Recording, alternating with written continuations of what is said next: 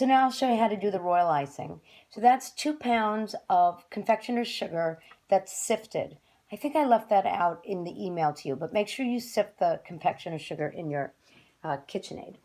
And I have 10 teaspoons of the meringue powder, some warm water, and it's going to be 10 tablespoons of the warm water to the 10 teaspoons of the meringue powder. And I'm just going to mix it up, add it to this, add a little, I'm going to use almond today, and beat it up until I get the desired consistency. I'll show you.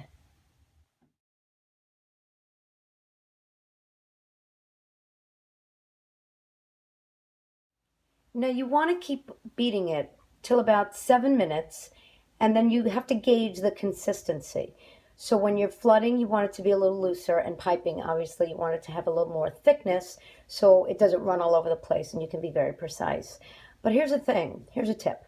You want to have most of it to be thick, because then whatever you're going to level off for flooding, for let's say whatever color, you can always in a separate bowl add extra water and make it even thinner, so then the rest of the batter, or the royal icing rather, will be thick for piping, and you'll have a good amount for the flood work.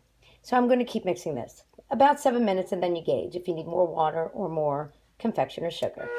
So that's the royal icing when it's done, and you can see it's actually very, very thick.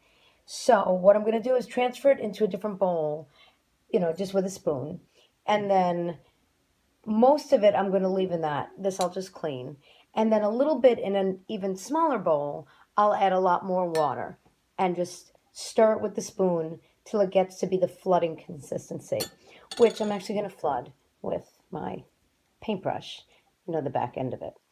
I like it better than the bottle technique, even though I think the bottle technique is probably a lot faster. But to each their own, so I'll show you what I do.